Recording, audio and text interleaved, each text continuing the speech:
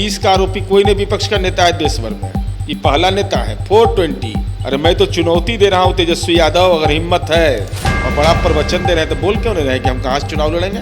तो अगर आपने छेड़ा है भाषाई विकृति में तो बातें तो दूर तक जाएंगी। अभी तक तो यही ना कह रहे थे ट्विटर बबुआ कैदी नंबर 3351 420 का आरोपी, आपने इसको छेड़ा है, शुरुआत आपने की है। आपका ऐसा भाषाई उपाय करेंगे कि आप छत बिछत हो जाइएगा, मन बेचैन हो जाएगा।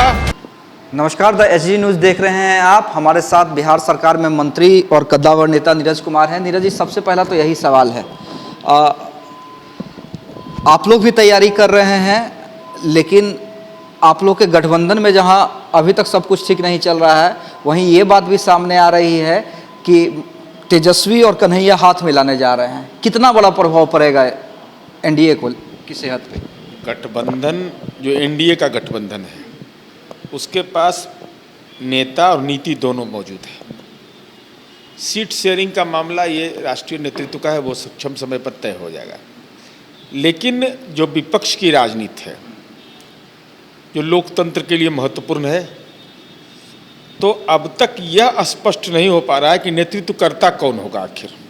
ये बड़ा महत्वपूर्ण सवाल है।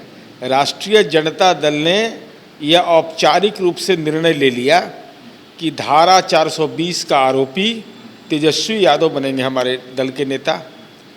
अब राष्ट्रीय जनता दल के अंदर भी विमर्श हो रहा होगा कि भाई अनुभव की कमी है, राजनीतिक रूप से नाबालिग हैं, करप्शन का चार्ज है, 420 के आरोपी हैं। लेकिन जो अलायंस पार्टनर हैं वो अभी तक खुल के बोल नहीं रहे हैं कि भाई आपका लीडर कौन होगा, तो वह उनका अंदरूनी मामला है। अब स्वाभाविक रूप से जब विपक्ष की राजनीति होगी तो सवाल तो पूछेगा लोग ना। जब आप यह बोलिएगा कि लालूवाद एक विचारधारा है तो लोग पूछेगा भाई लालूवाद ने जो लालू जी ने कहा उस पर आप कायम है ना, कि माफ़ी मांगिएगा उनके कारनामे के लिए। तो उस कारनामे को मांगने के लिए उनके गठबंधन के घटक दल तैयार हैं या नहीं हैं वो जाने, लेकिन मानना तो पड़ेगा। लीडर अगर मानिएगा तो उस 15 वर्ष के कुशासन का जो दाग है उसके लिए भी आपको माफ़ी मांगना पड़ेगा।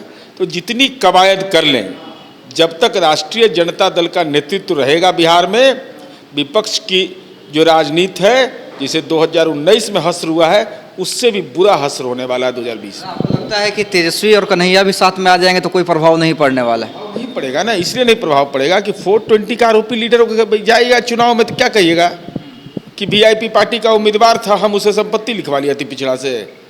ये सवाल पूछेगा आपसे ना, ये तो सवाल लाजमी है। भाई लोग अपना विकास खोजता है, आप अपना विकास में लग गए हैं। भाई वीआईपी पार्टी का मधुबनी का उम्मीदवार, अति पिछड़ा समुदाय का, उससे जमीन कौन लिखवा रहा है? राष्ट्रीय जनता दल।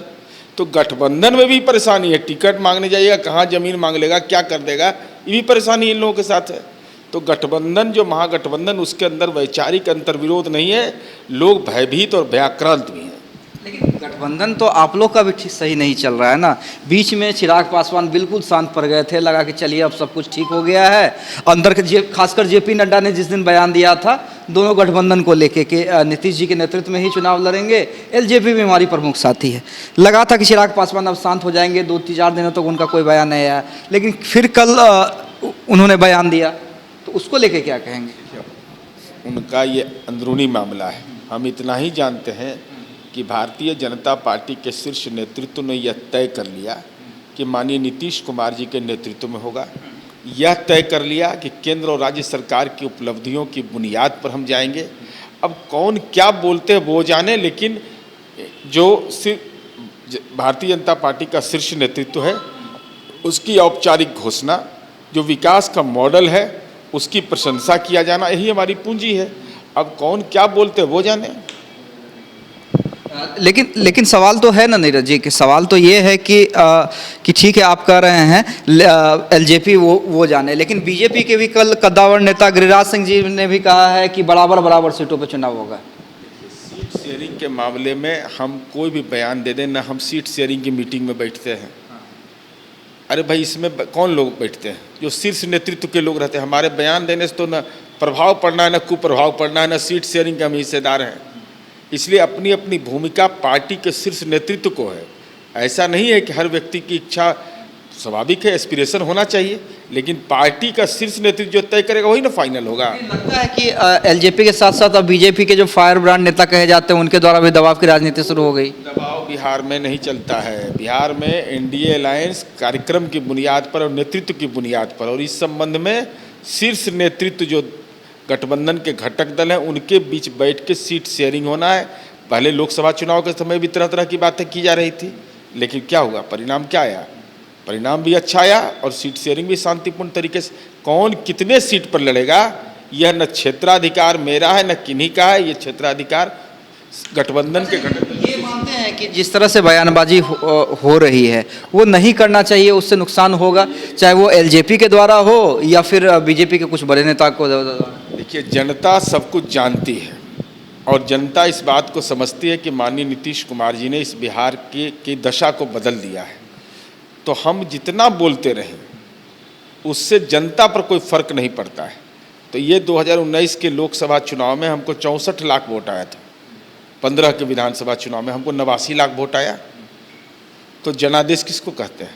और समाज के सारे तबके का वोट मिलता है, ये बड़ा महत्वपूर्ण है। इसलिए हमारी ये समझ है कि अभी फोकस्ड एजेंडा है। जब चुनाव आयोग अधिसूचित करेगा तो सीट शेयरिंग का तो मामला फॉर्मूला तय हो जाना ही है। उसमें तो कहीं कोई न मन में कोई द्वेष है न दरार है, कहीं पर एकदम करार है। और साथ ही साथ जो हमारा कार्यक्रम है और कार्यक्रम की बुनियाद पर ही जनता की अदालत में जाना है। हम लोग गांव में जाएंगे तो क्या बोलेंगे? बोलेंगे ना भाई कि हम बिजली पहुंचा दिए, हम सड़क बना दिए, रात में 2 बजे रात में निकलने में लोग को हनुमान चालीसा नहीं पढ़ना पड़ रहा है, स्कूल बना दिए, समाज के विभिन्न तबके को स्कॉलरशिप हमने दिया, ये सारी योजनाएं। तो उन्हीं योजनाओं, गैस पहुंचा दिया, ये सारी चीज़ों की चर्चा हम करेंगे। इसलिए हमारी समझ है कि जनता विकास के पैमाना पर तुलना करेगी, विकास को पसंद करेगी, न कि बयान को पसंद करेगी। चलिए आखिरी सवाल, आप तेजस्वी पे बोल रहे हैं, लेकिन तेजस्वी ये कह रहे हैं कि अब तक के सबसे बड़का झूठा मुख्यमंत्री नीतीश कुमार हैं। उनका प्रेस कॉन्फ्रेंस आपने देखा होगा, जिस तरह से उन्होंने कोरोना को लेकर और बाहर को लेकर नीतीश कुमार को घेरा था। स्वाभाविक रूप से ना, मैं क्या उम्मीद करिए, जो 420 का आरोपी उसकी भाषा विकृत होगी। 420 का आरोपी कोई नहीं विपक्ष का नेता है देश भर में, ये पहला नेता है। 420 तो भाषा भी 420 का हो गया। अरे मैं तो चुनौती दे रहा हूँ तेजस्वी यादव, अगर हिम्मत है 1 करोड़ से ज़्यादा राशि तो राघोपुर विधानसभा के राघोपुर और बिद्दुपुर के लोगों के खाता में, जो बिहार से बाहर थे, देश का पहला एम्बुलेंस, जो नाव का एम्बुलेंस बना, वो अभी राघोपुर का। और बड़ा प्रवचन दे रहे हैं, तो बोल क्यों नहीं रहे कि हम कहाँ से चुनाव लड़ेंगे?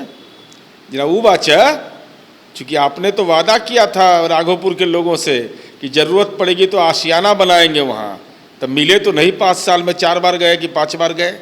तो जिसको इतना भी नैतिक बल नहीं हो और उनसे उम्मीद भी नहीं कर, उनकी भाषा समृद्ध हुई, उम्मीद भी नहीं की जा सकती है।